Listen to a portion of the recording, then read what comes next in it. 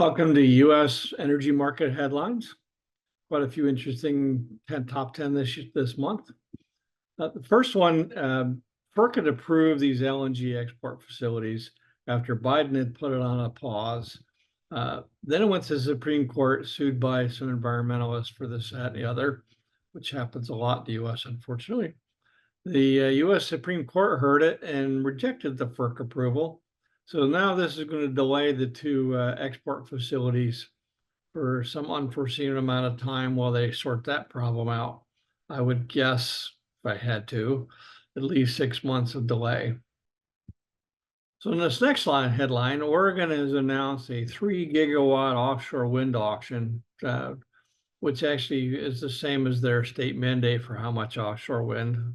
Don't know why.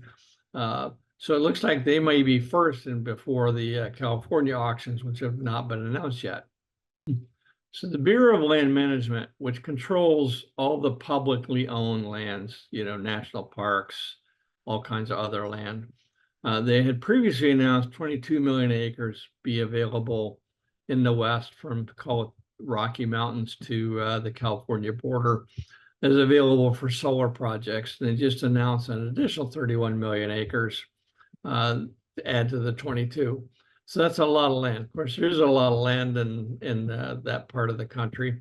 Not a lot of population. I think maybe 11% of the population lives in that area compared to the East and West Coast. Newer FERC Commissioner Christie offered a compromise. I'm not sure I would call it that, but that's what the headline says, around transmission access. He wants to add a step now where the states approve it before it goes to FERC. So that adds another step of state approval. I can foresee the states go, well, I'll approve it if FERC approves it. And FERC says, well, I'll approve it if states approve it.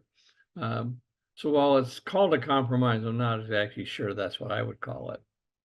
So this next one, 13 different states with 18 different projects get some funding for building out transmission.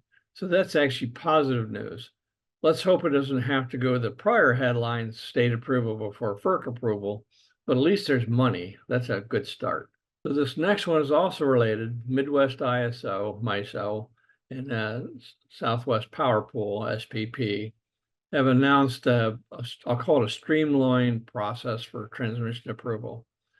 This, of course, has to go to FERC, which if they did decide the states have to do it, it'll take even longer. But the whole point of these actions is supposedly to get transmission built faster so the renewables transition can happen faster. SunPower, which at one time was one of the, I call it, top 3 solar companies in the US. They actually had factories and a lot of installations. And then a series of, I call it, mismanagement, shareholder lawsuits because the owners did whatever they wanted, and then just bad decisions, basically have now driven this company into bankruptcy. I don't think that's a indicator of other solar companies. I just think this company was totally mismanaged.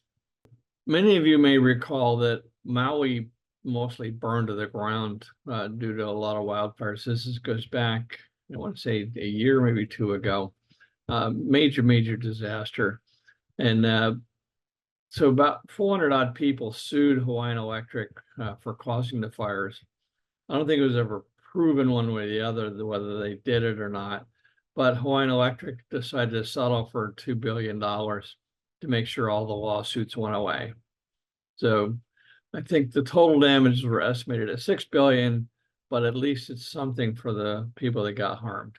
So in the US, interestingly, wind investments have become more popular than solar investments. And I mean by that utility scale, not on top of a roof or whatever, because obviously wind doesn't particularly work that way. So in the last first half of this year, January through July, the wind investment figures have just about doubled, and the solar investment figures dropped by about 12%. So retail in the US, retail competition, had been stalled out at about 26 different utility markets in 14 different states, not nearly the whole country.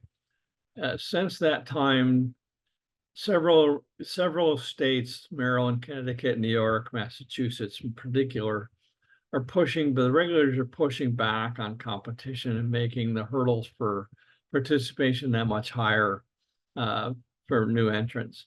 So that's going to be interesting to watch that play out. So that's it for this month. Thanks for watching.